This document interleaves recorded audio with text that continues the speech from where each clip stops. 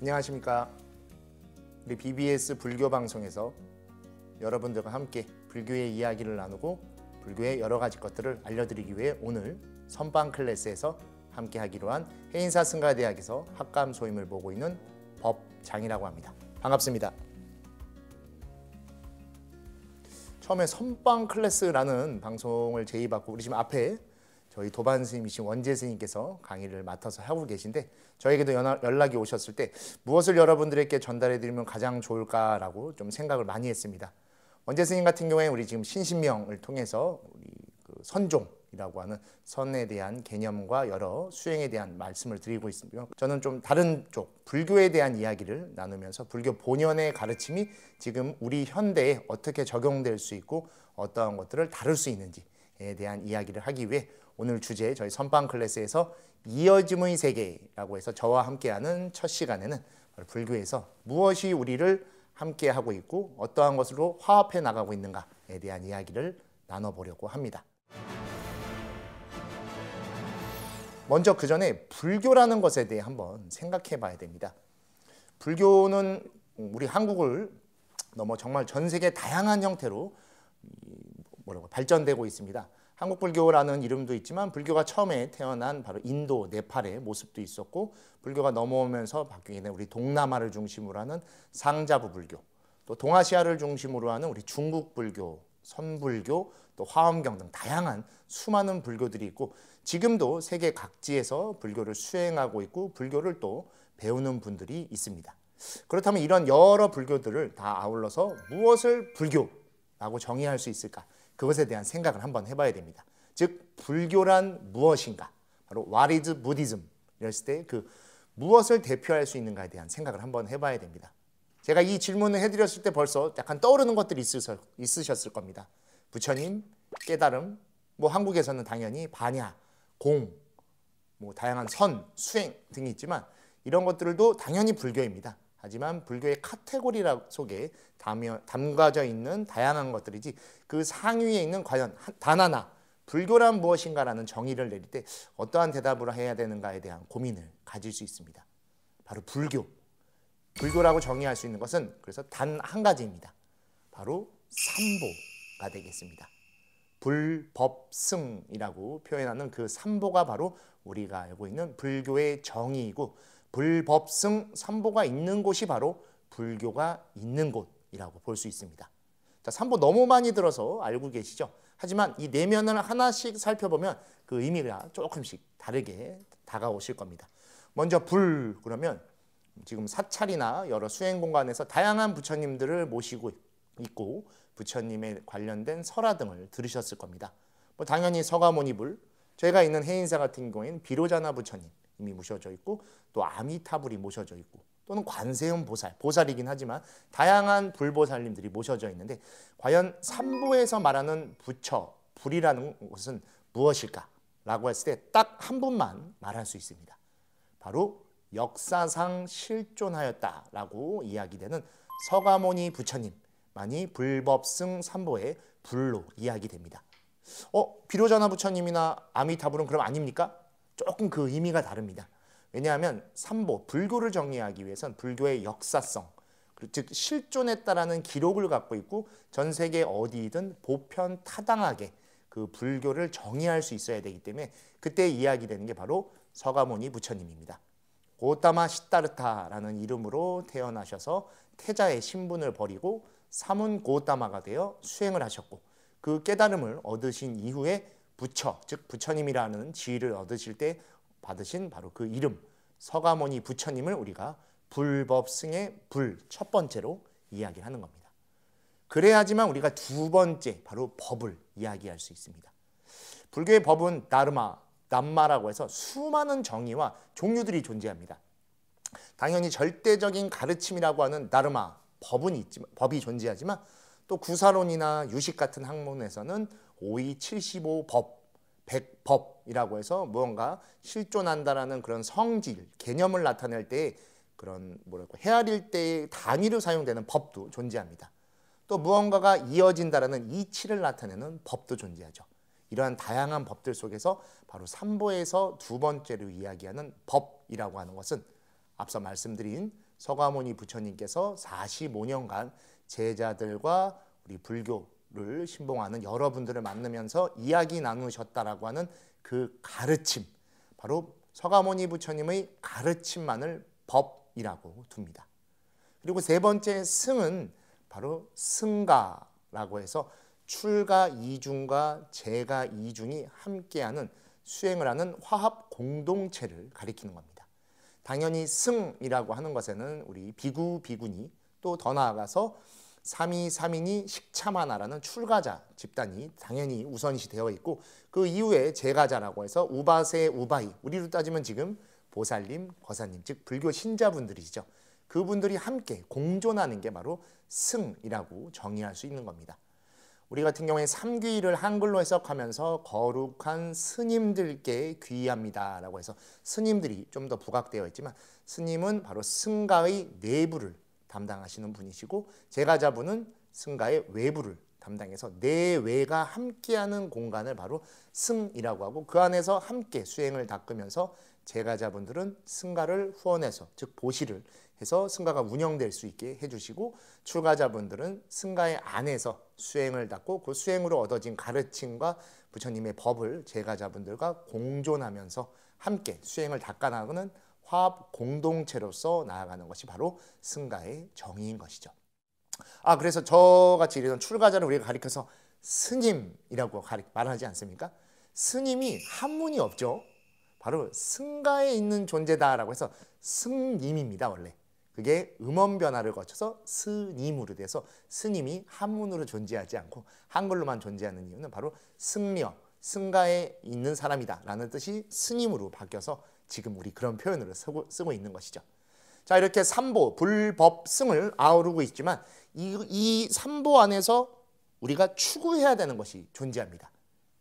무엇을 불교를 통해 추구해야 될까요? 행복, 이익, 또는 명예, 장수, 나아가 다양한 것들도 있지만 불교에서 가장 궁극적으로 추구해야 된다라고 하는 것은 바로 깨달음이라고 표현하는 것입니다. 너무 많이 들어보셨죠? 바로 그 깨달음. 과연 무엇이 그럼 깨달음을 얻는 것인가?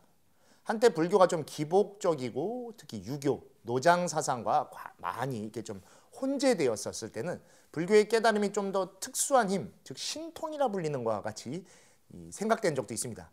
즉 출가하면 막 장풍 쏘는 것 같이 생각을 하고 하늘을 나르거나 그렇게 생각하는데, 여러분 저도 오늘 이 촬영을 지금 서울 모초에서 하고 있는데 해인사에서 여기 올 때 운전을 해서 신호를 잘 지키고 또 우리 KTX 고속열차를 타서 원하는 지점에 정확하게 내려가고 이곳까지 대중교통으로 오게 됐습니다.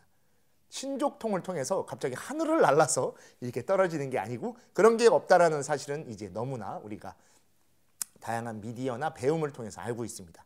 그렇다면 불교의 깨달음은 무엇인가?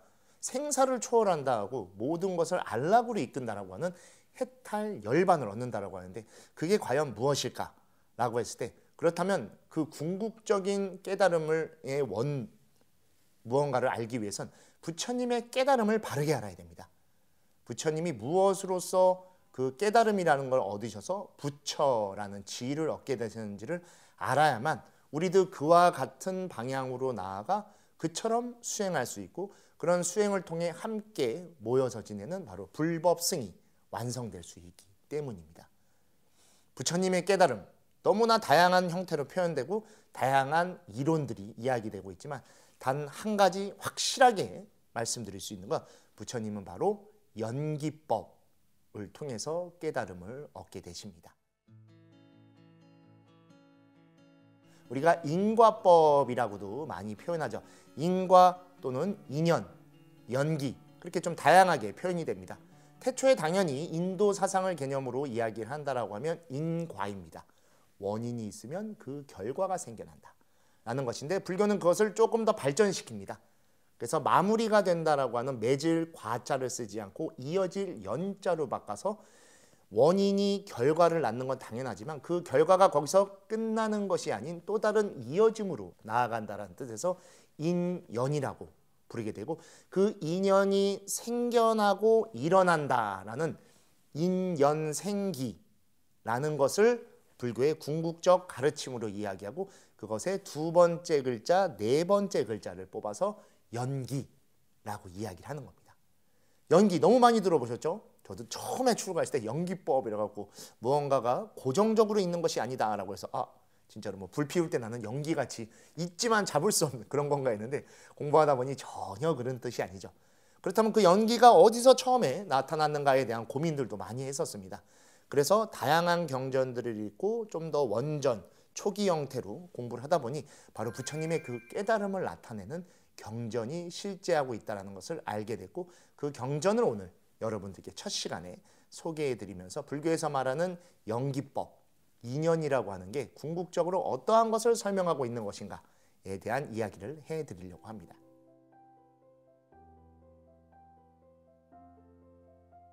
우리 꾼다까 니까야라고 하는 그 아함경이 존재합니다. 원래 아함과 니까는 좀 다르죠. 근데 그냥 우리가 아함과 니까를 비슷하게 좀 이야기하지만 거기에 우다나라고 하는 한문으로는 자설경, 부처님이 누구에게도 질문을 받지 않고 스스로 말씀하셨다라는 뜻의 우다나라는 경이 있습니다. 실제로 지금 동남아시아, 특히 태국에서 혼잣말을 할 때 우리는 혼잣말이라고 표현하지만 거기는 우다나라고 표현을 합니다. 거기에 맨 첫 번째 등장하는 품이 바로 깨달음 품에서 보디마카라고 해서 부처님이 어떠한 과정을 밟아 무엇을 깨달음으로 얻으셨는지가 명확하게 등장하고 있고, 그 첫 장이 바로 그래서 깨달음경 1, 2, 3으로 되어 있습니다. 깨달음은 그냥 깨달음이지 1, 2, 3은 무엇이지? 의문이 생기시죠? 부처님은 정각의 깨달음을 한 번 얻으시고 그것을 염려하십니다. 무슨 걱정을 하시냐면 부처님의 깨달음은 정변지라고 하죠. 모든 이들에게 보편적이고 일반적으로 전달될 수 있어야 됩니다. 그렇지 않으면 특수한 신분, 어떠한 것을 배운 사람, 뭐 특정 혈통만이 깨달음을 얻게 되는 그러한 차별이 생겨나죠. 그래서 어떤 존재이든지 이것을 알고 수행해서 증득, 즉 체득을 하게 된다면 누구든지 얻을 수 있다는 고민을 하셔서 처음 깨달음을 얻으신 다음에 의심하시고 다시 확인하는 작업을 2차례 하십니다. 그래서 부처님은 총 3번의 깨달음을 얻으시고 우다나에, 그래서 깨달음의 경이 3편으로 되어 있는 겁니다. 근데 이 똑같은 내용이 우리 율장 대품이라는 곳에는 2번만 등장을 하고 있습니다. 왜 그러냐면 3번째 내용이 조금 다르기 때문입니다. 당연히 맨 처음에 부처님이 깨달음을 얻으신 것은 연기가 발생하는 구조를 가지고 깨달음을 얻으십니다. 바로 우다나 제1 깨달음 품의 내용이 그렇게 시작을 합니다. 부처님께서 이제 고행을 포기하시고 우르엘라의 네란자라 강가로 내려오셔서 우리 수자타라고 하는 여인의 유미죽을 공양하시죠. 그리고 나서 핏발라라는 나무 밑에 앉아서 정각을 이룰 때까지 움직이지 않겠다라는 선언을 하시고 이제 본인의 수행에 들어가십니다. 그리고 그때 부처님이 이제 다양한 수행을 하셨던 경험을 통해서 본인만의 깨달음을 얻으시는 장면이 등장하는데, 그때 바로 부처님께서 초저녁에 연기를 발생하는 구조를 아시고 깨달음을 얻게 되십니다. 그리고 맨 처음 등장하는 구절이 너무나 유명한 구절이죠. 우리 연기법을 표현할 때 등장하는 바로 이것이 있을 때 저것이 있다. 이것이 일어날 때 저것이 일어난다. 그 뒤에도 또 있죠. 이것이 멸하면 저것이 멸하고 이것이 사라지면 저것도 사라진다라는 구조가 생기고, 그 뒤에 이제 드디어 비로소 우리가 알고 있는 연기를 대표하는 12연기라고 하죠. 무명, 행식, 명색, 유깁, 촉수, 애치, 유생, 노사를 순서대로 부처님이 확인을 하십니다. 즉 무명이라고 하는 것으로부터 모든 것이 시작돼서 우리의 삶이 노사, 늙음과 죽음으로까지 이어진다. 그게 한 인간의 삶 속에 들어있고 우리가 살아있는 모든 것이 생성돼서 소멸되는 과정에 이러한 것이 담겨져 있다는 것을 눈뜨고 깨달음을 얻으십니다. 그리고 이러한 것 때문에 우리가 갖추고 있는 이 몸 또는 우리가 있는 무언가가 바로 괴로움의 무더기, 괴로움으로만 이어져 있다라는, 고온으로 이루어졌다는 선언을 하시면서 깨달음을 얻으십니다. 이 우다나라고 하는 것은 최근에 우리 강묵스님께서 한글로 또 번역하신 본이 있어서 그 내용 보시면 좀 더 지금 제가 말씀드린 내용이 좀 더 명확하게 이해가 되실 겁니다. 자, 이렇게 해서 깨달음을 얻으신 부처님이 바로 나는 깨달음을 얻었다 라고 선언하셔도 되시겠지만, 보편적이고 일반적인 것에 대한 고민을 하십니다. 그래서 두 번째 깨달음을 얻으시니 바로 이번에는 노사로부터 무명으로 이어지는 역방향으로 깨달음을 확인하십니다. 그래서 첫 번째 깨달음은 바로 유전문이라고 해서 흐름대로 가는 문을 보시고, 두 번째는 바로 환멸문이라고 해서 거꾸로 사라지는 구조를 확인하시는 거죠. 자, 율장대품은 여기서 끝납니다. 하지만 우다나는 한 번 더 확인하시는 장면이 나오죠. 부처님 굉장히 섬세하신 분이십니다. 무명에서부터 노사로 가는 순방향과 노사에서 무명으로 가는 역방향, 즉 순역을 한 번 더 확인하신 끝에 비로소 정각을 이루었다라는 표현을 하시고, 아주 중요한 표현의 가르침을 말씀하십니다. 왜냐하면 마지막 깨달음을 얻으시는 바로 직전 찰나에 부처님이 만나는 분이 한 분 있죠. 우리가 흔히 마왕파순이다 라고 하는 그 존재입니다. 바로 우리를 괴롭히고 우리를 항상 번뇌에 빠뜨린다라고 하는 그 악마 또는 마왕이라고 하는 그 존재를 만나고 그로부터 승리를 얻으십니다.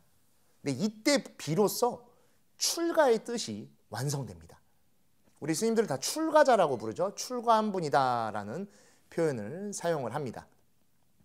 근데 가출과 출가는 단어가 같은데 순번이 다르죠. 즉 다른 겁니다. 여러분, 가출은 다 아시다시피 집을 나오는 거죠. 그런 다음에 뭔가 불편함이 생기거나 마음이 바뀌면 어떻게 되죠? 집으로 되돌아갑니다.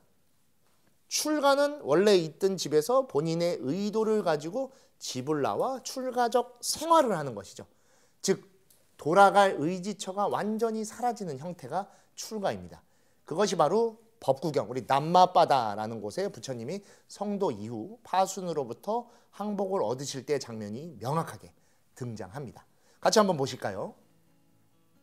많은 생을 윤회하면서 나는 지혜를 얻지 못하여 치달려왔다.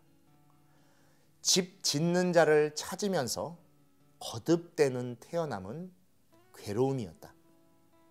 집 짓는 자여, 드디어 그대는 드러났구나. 그대 다시는 집을 짓지 못하리. 그대의 모든 골재들은 무너졌고 집의 석가래는 해체되었다. 이제 마음은 업의 형성을 멈추었고 가래의 부서짐을 성취하였다. 라고 해서 부처님께서 이 개송을 말씀하시고 파순으로부터 승리를 얻고 정각을 얻으신 뒤 타타가타, 바로 열애가 되시면서 부처님이 완성되십니다. 자, 여기 보면 재밌는 표현이 나오죠. 바로 집 짓는 자를 찾는다라는 표현이 나옵니다.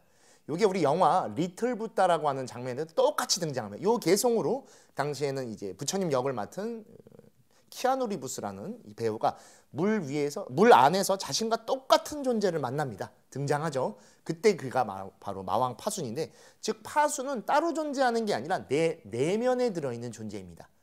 나를 항상 방해하고 나를 항상 안일하게 만들거나 나를 게으르게 만드는 그 무언가의 존재가 바로 마왕 파순인 거죠. 즉 나라는 존재는 두 가지 면이 있죠. 무언가를 해나가려는 긍정적인 면과 그것을 무너뜨리려고 하는 부정적인 면. 그래서 우리 영화나 그런 데 보면 여기 악마가 뿅 나오기도 하고 여기 천사가 뿅 나와서 이게 막 고뇌하는 장면들도 있지 않습니까? 즉 이때 나를 좀 더 편안하다라는 것으로 유혹하면서 부정적인 쪽으로 끌고 가는 게 바로 파순인 겁니다.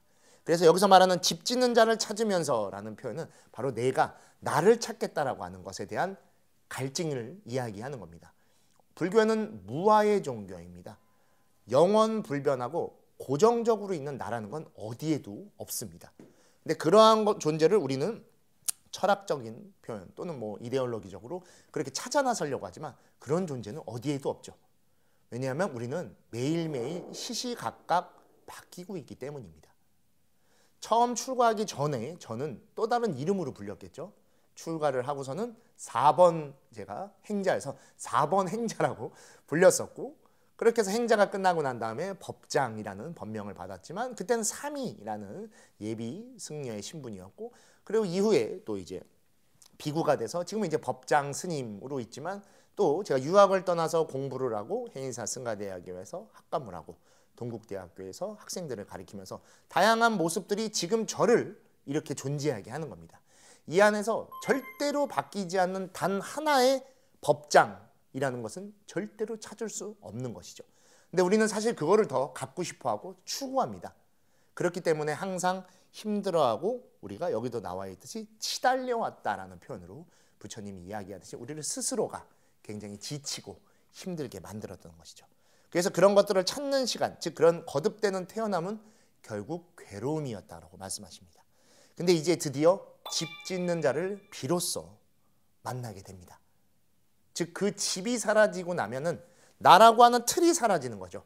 저라고 하는 것을 구성하기 위한 어떠한 부모님 또는 형제, 친구들 다양한 것들이 있지만 그 안에 확실하게 존재하는 저라는 것은 어디에도 없기 때문에 드디어 비로소 내가 그러한 껍질 속에 들어있다는 것을 알고 그 껍질을 즉 새 장을 깨부수면은 새 장 안의 하늘이 아닌 진짜 하늘로 나아갈 수 있게 되는 것이고 부처님이 그래서 그대 다시는 집을 짓지 못하리.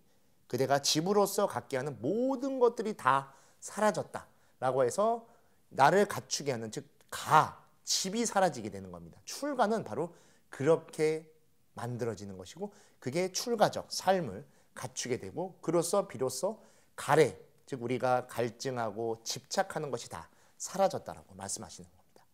자, 이때 부처님이 얻으신 깨달음입니다.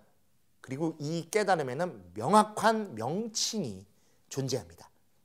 모든 수행에는 그것을 뒷받침하는 이름들이 다 있죠. 아까 제가 농담 삼아 얘기했듯이 손에서 이렇게 바람이 나가는 걸 우리는 장풍이라고 이야기하듯이 부처님의 깨달음에도 명확하게 그 깨달음의 이름이 있습니다.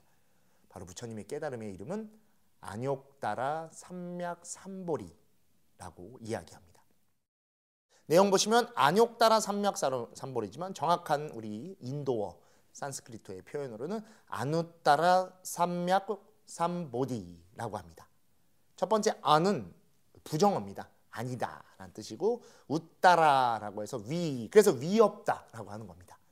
두 번째 있는 삼맥은 바로 적절하다, 보편적이다라는 뜻이고 그 다음에 등장하는 삼보디는 삼이랑 보디가 합쳐져 있는 겁니다. 그래서 삼은 동등하다, 평등하다, 그리고 보디는 깨달음이라고 해서 더 이상의 위가 없는 적절하고도 모두에게 적용되는 동등한 깨달음이다라고 해서 한문으로 우리가 무상정등각 또는 무상정등정각이라고 이야기를 하고 여기서 재밌는 게 있습니다. 마지막이 바로 보디로 되어 있는 것이죠. 여러분 부처님께서 출가하시기 전에 스승으로 모셨던 수행자가 2명이 있었습니다. 혹시 아시는지요? 첫 번째가 바로 아라라 깔라마를 통해 무소유 처정이라는 수행을 배웁니다. 그 다음이 우따까 라마뿌따라는 존재를 통해 그 유명한 비상비비상처 정을 배우게 되십니다. 근데 이거는 당시 인도에도 굉장히 높은 수행이고 불교 내에서도 무색계 사선정의 수행법이다 해서 제일 높은 지위를 놉니다. 근데 이렇게 높은 걸 배웠음에도 부처님이 왜 그 수행을 포기하셨을까요? 바로 그것이 부처님의 깨달음의 명칭과도 깊은 관계가 있습니다. 무소유 처정과 비상비비상처정이 매우 높고 대단한 수행법인 건 확실하지만 한 가지 문제점이 있습니다. 바로 그 이름 끝에 붙어 있는 것이 정, 사마디라는 표현으로 되어 있습니다. 정이라고 하는 것은 우리 다들 너무나 잘 아시죠? 이곳이 또 명상을 수행하는 공간에서 저희가 지금 촬영을 하고 있는데 입정이라고 해서 자세를 갖춰서 호흡을 가다듬고 특정 상태로 이렇게 들어갑니다. 그 다음에 죽비, 삼타로서 출정이라 하여 명상, 즉 선정 밖으로 나오죠. 즉 여기에 문제점이 있었던 겁니다. 부처님이 보신 것은 입정과 출정을 해도 굉장히 좋지만 그 정이라는 단계에서는 확실히 업을 짓지 않고 번뇌를 받지 않지만 우리가 사는 곳은 정이 아닌 일상입니다. 지금 우리도 이렇게 숨쉬고 이렇게 살아가고 이렇게 식사하고 이렇게 여러분들과 함께 공존하면서 이야기 나누고 있죠. 바로 이 시간이 비로소 우리가 사는 시간인 것이죠. 그래서 부처님은 이 정의 수행을 포기하시고 깨달음이라고 하는 것은 그냥 깨달음이어야 된다라는 생각을 하십니다. 그래서 부처님께서 설산의 고행을 포기하시고 내란자라 강가로 내려오신 이유 중에도 그게 가장 중요한 그 역할을 한 것이죠. 그래서 부처님의 깨달음은 그냥 그 자체 깨달음입니다. 그래서 마지막에 보리라고 하는 단어를 사용하고 있고 안욕따라 삼맥삼보리 한문으로도 번역해서 무상정등 마지막 깨달을 각자를 넣어서 정등각이라고 하는 것이죠. 즉 불교의 깨달음이라고 하는 것은 특별한 상태를 추구하고 얻으려고 하는 것이 아니라 일상의 삶 속에서 지금 나라고 하는 존재, 자신의 상태와 모습을 확인하고 발견하는 겁니다. 왜 발견해야 되느냐? 발견해야 지금 내 모습을 알 수 있고 잘못된 것은 수정하고 잘 되고 있는 것은 더 발전시킬 수 있기 때문입니다. 그렇지 않게 되면 어떤 일이 벌어지느냐? 우리가 사는 세상을 불교는 업의 힘으로 움직인다고 합니다.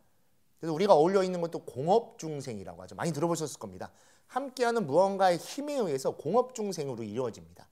바로 그러한 업에 의해서 이끌려가게 됩니다. 즉 내가 주체적으로 사는 게 아니라 이끌려가는 삶으로 살아가게 되는 것이죠. 이 까르마라고 하는 업이라고 하는 것은 영어로 표현할 때 스티키, 끈적거린다 라고 생각합니다. 가장 쉬운 게 바로 아스팔트 막 발랐을 때 이렇게 한번 밟아보시면은 딴 길에 가서도 끈적끈적하죠. 업의 힘이 약간 그런 겁니다. 그래서 끌려갑니다. 근데 이런 것을 확인하고 발견하는 부처님의 수행을 하게 되면 무엇이 달라지느냐? 그냥 업에 이끌려가던 삶을 스스로 제어할 수 있게 됩니다. 그래서 법으로 세상을 살아가게 되는 것이죠. 법은 다르마라고 해서 내가 주체적으로 그것을 행하는 겁니다. 마음만으로 하는 것이 아니라 행을 하는 겁니다. 우리 마음 수행을 한다라고 많이 얘기하지만 마음을 한다 할지언정 뒤에 뭘 하죠? 수행을 합니다. 그래서 불교는 수심을 하지 않고 수행을 하는, 즉 행동하고 행위하는 것에 포커스가 맞춰져 있는 것이죠. 그리고 이 행을 닦는다의 행은 단순히 행위, 행동을 말하는 게 아니라 불교 용어로 쌈스카라, 쌍카라라고 해서 내 내면에 들어있는 것을 밖으로 표현해내는 겁니다. 우리의 마음이라는 건 실체가 없습니다. 시시각각 변하는 속에서 어떠한 것도 이것이다 라고 표현할 수 없습니다. 그래서 여러 경전에서도 마음을 말하면서도 마음이 몸 안에 있는지 또는 머리에 있는지 가슴에 있는지 또는 몸 밖에 있는 건지 몸에 붙어 있는 건지 다양하게 의심하며 확인하는 모습들이 나옵니다. 근데 어느 곳에도 없죠. 그래서 그냥 단순히 표현할 때 우리 모든 곳에 마음이 펼쳐져 있다라고만 표현합니다. 다만 우리의 행은 그것을 이끌어서 내가 행동함에 따라 변화합니다. 아주 작은 것이지만 계단 오르기만 할지언정 우리 건강해지죠. 그거는 행했기 때문이죠. 그래서 불교는 이 행을 굉장히 중시합니다. 그리고 그 행에 따라오는 것이 바로 법, 다르마입니다. 그래서 법을 닦으면 업에 의해 끌려가던 삶을 바로 내가 끌고 가는 삶으로 바뀌는 것이죠. 바로 동사의 형태가 바뀝니다. 이끌려가던 삶을 이끌어가는 삶으로 바꿔서 우리가 변화할 수 있게 하는 것. 그게 바로 부처님께서 모든 중생들에게 말씀하신 우리가 바뀔 수 있고 누구든지 부처가 될 수 있다는 그 깨달음의 모습인 것이죠. 그리고 이러한 수행을 닦을 때 가장 중요한 세 가지 덕목이 있습니다. 바로 상태의 확인, 조건의 확인, 환경의 확인입니다. 지금 내 상태를 명확하게 알아야 됩니다. 우리 알아차림, 사티 수행 많이 들어보셨을 겁니다. 또는 사마타 위파사나라고 해서 지관 수행이라고 하죠. 이 모든 수행은 다 확인의 수행입니다. 부처님께서 성도하시고 오비구에게 노계하원에서 처음으로 설법하신 내용도 바로 사성제 8정도이죠. 8정도의 첫 번째가 뭐죠, 여러분? 바로 정견입니다. 바로 확인입니다. 보아서 확인할 수 있는 것이죠. 그래서 내 상태가 지금 어떤지 또는 가라앉아 있는지 너무 올라가 있는지 또는 화를 내고 있는지 또는 여여한지에서 흔들리지 않게끔 그 상태가 어느 정도 비슷하게 유지될 수 있게끔 해야 됩니다. 그걸 불교에서 부동심이라고도 표현하죠. 흔들리지 않는 마음입니다. 그리고 조건의 확인. 내가 무언가를 하려고 할 때 그 조건이 되지 않으면 내가 오히려 무리하는 경우가 발생하기도 하죠. 할 수 있는 선을 찾아서 그 선에서 조금씩 발전해 나가는 겁니다. 누가 저걸 하니까 이게 요새 유행이래 라고 쫓는 게 아닙니다. 내가 지금 할 수 있는 그러한 상태와 조건에 맞춰서 그것들을 해나가는 것이죠. 그리고 또 하나가 환경의 확인입니다. 일단 무엇을 하기 위해서는 어느 정도 이 주변이 정리가 되던가 그러한 환경을 갖춰야 됩니다. 환경이 갖춰지지 않은 상태에서 따라한다는 건 그냥 말 그대로 따라하는 것에 지나지 않습니다. 뭔가를 정리하고 뭔가 불필요한 것들을 제거하면서 점차 내가 사용할 수 있는 것들을 만들어 나가는 겁니다. 가장 가까운 게 내 공간을 확인해서 정리하는 거죠. 최근에 좀 유행하는 게 바로 미니멀리즘이라고 해서 점차 우리가 가진 게 지금 정말 많죠. 그것들 중에는 불필요한 것들도 굉장히 많습니다. 근데 그 불필요한 것들이 자리를 차지하고 있죠. 근데 정작 내가 있어야 될 그 자리에 그것이 있음으로써 내가 행동하고 살아가는 것을 불필요한 것이 차지하게 되는 것이죠. 내 주변을 내가 차지해서 온전히 나의 삶으로서 끌어가는 그 상태를 가져야 되는 것이죠. 불교에서는 그것을 또 법정 스님의 가르침을 통해 무소유라고도 해서, 불교의 무소유는 아무것도 없는 것이 아니죠. 정말 나에게 필요한 그러한 몇 가지 또는 어떠한 한 가지를 가지고 내 시간과 내 삶과 함께 보내면서 그 안에 추억을 공유하고 내 삶이 투영되어 있는 형태로 가져가는 게 불교죠. 무소유라고도 이야기를 하는 겁니다. 이러한 것들이 갖춰지게 되면 가장 중요한 것에 눈뜰 수 있게 됩니다. 바로 인연의 확인입니다.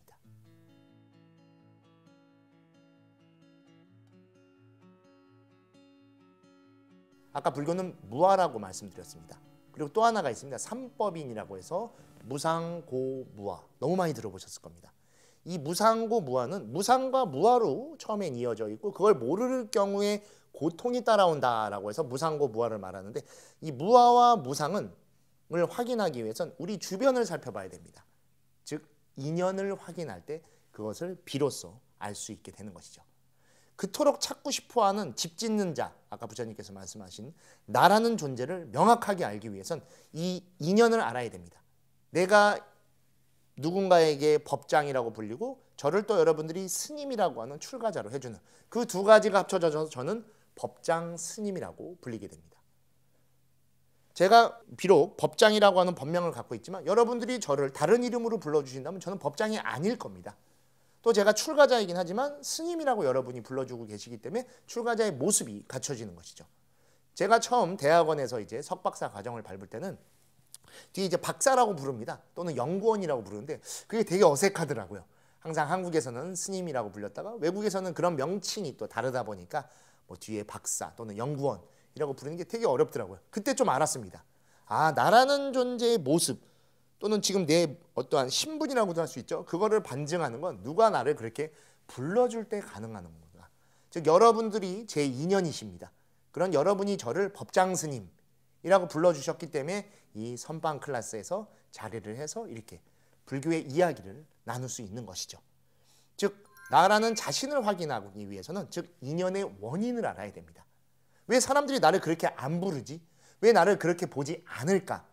를 걱정하고 그것에 화를 낼 게 아니라 오히려 내가 그렇게 잘 불릴 수 있게 행동하고 있는가, 그럴 만한 것을 하고 있는가에 대한 고민을 해야 되는 것이죠. 하지만 우리는 너무 결과, 즉 무언가가 이루어진 다음의 것만 걱정하고 그것에 대한 것만 끊임없이 쫓습니다. 그래서 불교의 경전에서는 보살외인, 중생외과라고 하는 아주 좀 무서운 표현을 이야기합니다. 이게 무슨 뜻이냐면 보살은 원인을 두려워하지만 중생은 결과만을 두려워한다 라고 합니다. 우리는 무언가가 다 된 다음에 후회합니다. 아, 그때 그걸 샀어야 되는데, 그때 그걸 했어야 되는데, 그건 이미 다 지나간 것이죠. 지나간 것을 후회하는 것은 우리가 미련이라고 이야기하죠. 못한 것에 대한 그리움이란 뜻이죠. 근데 여러분, 그 미련이 많으면 바로 미련한 삶입니다. 미련한 사람이 되는 것이고, 미련하다라는 표현은 벌써 안 좋은 표현이죠. 그만큼 후회만을 갖고 산다라는 것이고 지나간 것에 대한 것만 붙들고 산다는 뜻입니다. 우리는 지금을 삽니다. 지금이 나의 지나간 모습이 곧 될 것이며 지금이 아직 오지 않은 나의 다음 내일의 모습을 갖춰지게 할 것입니다. 그렇기 때문에 지금을 제일 내가 어떻게 하는가를 알아야 되고 그것을 바로 보살외인, 그래서 보살은 원인을 두려워한다 라는 표현으로 이야기를 하는 것입니다. 즉 그러한 것들을 인연관계, 연기적 관계를 제대로 볼 때 불교에서 말하는 해탈열반에 다가갈 수 있는 수행이 갖춰지게 되는 것이죠. 우리의 모든 것은 다 연기적으로 이루어져 있습니다. 서로를 부르고 또는 불리고 제가 함으로써 무엇이 되고 그런 것들이 있기 때문에 제가 사용할 수 있는 것이죠. 하다못해 지금 우리나라 분들 한 거의 99.5%인 것 같아요. 매일같이 꼭 쥐고 다니는 게 한 가지씩 있으시죠? 바로 스마트폰. 이제 핸드폰이라고도 안 부르죠. 이제 스마트폰입니다. 단순히 전화라고도 생각하지 않으실 겁니다. 그걸로 뭐 뉴스도 보시고 또 필요한 것을 찾아보시기도 하고 또는 물건을 사기도 하고 연락을 하기도 하고 당연히 본래 기능인 전화도 하고 정말 수많은 것들을 사용합니다. 태초부터 있던 것이 아니었죠. 누군가가 그것을 만들게 되었고 스티브 잡스라는 분이 아이폰을 만들면서 그 기능을 극대화시켰고 또 우리나라 삼성이 그곳에 뛰어들면서 우리 더 멋있고 더 훌륭한 폰을 만들면서 모든 국민들이 더 편안하고 다채롭게 사용할 수 있게 되었죠. 그게 안 만들어졌으면 우리가 사용하지 않을 겁니다. 지금도 그냥 전화를 쓰고 또는 팩스를 보내고 팩스라는 표현도 이제 오래 들으셨을 겁니다. 무언가 우리는 그렇게 주고받고 함께하고 하며 되며 그런 관계 속에 들어있죠. 즉 그러한 연기적 관계를 알아야지만 우리가 이 삶을 주도적으로 끌고 갈 수 있습니다. 즉 연기적 삶 속에서 속박에만 쫓게 된다면 우리는 그냥 그 속박에 의해 자연스럽게 업의 힘이 강해져 윤회하게 됩니다. 때론 이런 말도 하죠. 아우 그냥 다람쥐 쳇바퀴 돌듯이 지긋지긋한 일상이라고. 즉 그 일상이 윤회인 겁니다, 여러분. 지금도 윤회의 한 기틀에 들어있는 것이고 이 시점이 다음 시점에 윤회를 끌어당깁니다. 더 좋은 것으로 윤회하기 위해 우리가 노력하고 또는 안 좋은 윤회를 끊기 위해도 수행을 합니다. 궁극적으로는. 그것을 잘하기 위해선 지금을 바라봐야지만 됩니다. 그래서 연기적 삶을 오히려 깨치게 되면 윤회를 넘어 열반에 이르게 되는 것이죠. 열반이라는 것은 윤회의 반대말입니다.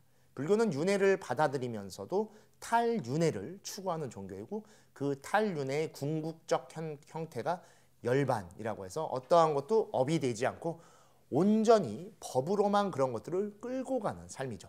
즉 부처님은 모든 것의 주체자이시며 모든 것을 알고 계십니다. 그래서 우리가 일체지라고 하는데 이 안다라는 표현이 우리가 자칫하면 약간 기복신앙같이 내일을 내다보고 막 미래를 알고 예언을 하고 그런 뜻이 아닙니다. 부처님의 일체지는 지금이 원인이 돼서 다음에 무엇이 일어날지를 알고 있는 겁니다. 즉 그래서 내 말 한마디 행동 하나 내 생각 즉 신구의라고 하는 삼업이 다음에 무엇을 불러올지를 명확하게 알기 때문에 그것을 조심하고 또는 사려 깊게 사유해서 행동할 수 있는 힘을 갖게 하는 것이죠. 그게 없을 경우에 우리는 이런 일이 어떻게 나한테 벌어질 수 있지? 이건 네 탓이야. 야 어떻게 이런 것까지 해야 되나? 라는 것을 이야기하는 것이죠. 근데 사실 그것의 모든 것의 핵심 그 주인공은 바로 우리입니다.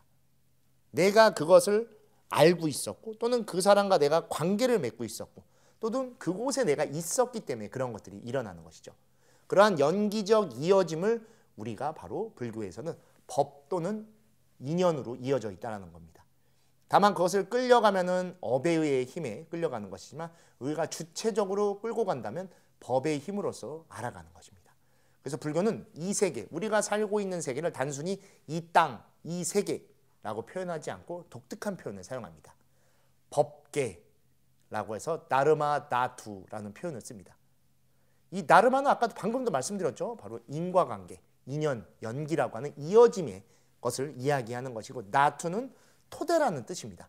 즉 우리가 사는 이 세상은 모든 것들이 다 얽히고 설킨 인연의 관계로 만들어졌다는 것을 이야기하고 불교에서는 이것을 인드라망이라는 표현으로도 사용을 하고 있죠. 즉 우리는 모든 것이 이어져 있는 이어짐의 세계, 법계 속에 살아가고 있고 불교에서는 그거를 법계중생이라고 표현하고 있는 것입니다. 아까 우다나의 맨 첫 구절에도 나와 있듯이 바로 이것이 있으므로 저것이 있는 겁니다. 여러분이 계시기 때문에 제가 있는 것이고 또 BBS가 있기 때문에 지금 선방 클래스가 이렇게 방송할 수 있는 것이고 또 여러분들이 BBS를 후원해 주시고 봐주시기 때문에 BBS가 운영되고 있는 것이고 이러한 관계 속에서 모든 게 얽혀 있는 겁니다. 단 하나도 독립적으로 단독적으로 있는 것이 아닙니다. 또 지금 제 앞에는 여러 카메라 감독님, 음향 감독님, PD님들이 쭉 앞에 계신데 제가 대부분 다 아는 분들입니다. 제가 출가해서 승려로 살고 있고 또 승려로서 여러 가지 것들을 해가면서 한 분, 두 분 알게 된 그 관계들이 이곳에서 또 오랜만에 다시 뵙게 되니 반가움으로 맞이되게 되는 것이죠. 즉 어떤 하나도 그냥 완전 무결하게 영원 불변하게 존재하는 것은 없이 다 이어짐으로써 만들어질 수 있는 것이죠. 그렇기 때문에 이것이 생김으로 또 저것이 생기는 것이죠. 이 중에 하나라도 사라지게 된다라고 하면 결론적으로 지금도 사라지게 되는 겁니다. 즉 이것이 없으면 저것도 없고 이것이 사라지면 저것도 사라지는 겁니다. 지금 선방 클래스에서 제가 이렇게 여러분들과 함께 불교 이야기를 하고 있지만 여러분이 이거를 봐주시지 않는다고 하면 자연스럽게 이 방송도 사라지게 될 것입니다. 또한 저라고 하는 부처님을 이야기를 하는 스님으로서의 모습도 좀 약화되겠죠.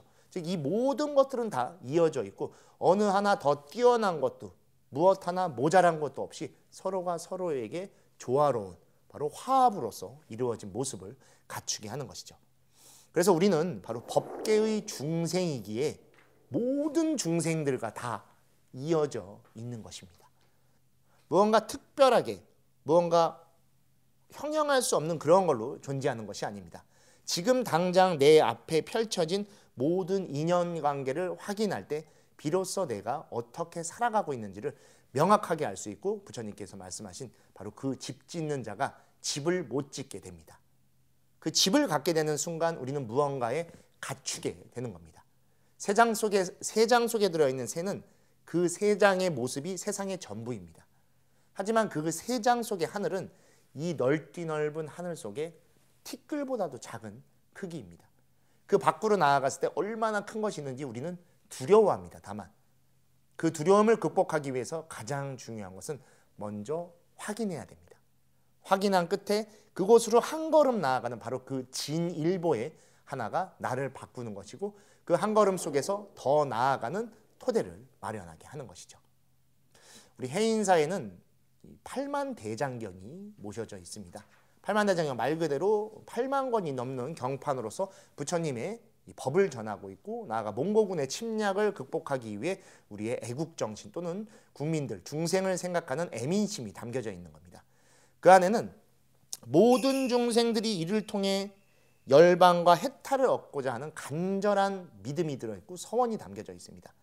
그것이 모셔져 있는 것을 우리는 장경판전, 정확한 명칭은 법보전이라고 합니다. 그러면 그곳에는 굉장히 이것을 상징하는 대단한 글이 들어있을 거라고 생각하죠.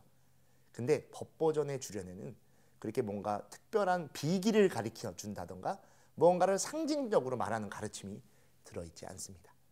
저는 행자 때부터 지금까지 해인사에서 약 20년 가까운 시간을 쭉 보내고 있는데 해인사를 너무나 사랑합니다. 제가 근데 해인사가 본사가 아닙니다. 저는 본사가 봉선사라고 하는 곳이어서 좀 다른데 해인사의 매력이 있습니다. 해인사에 사는 맛이 있습니다. 그것에 반해서 지금까지 쭉 살고 또 하나 해인사의 바로 법보전 주련의 모습 그 가르침이 너무 좋아서 지금까지 해인사에 쭉 있었던 것 같습니다.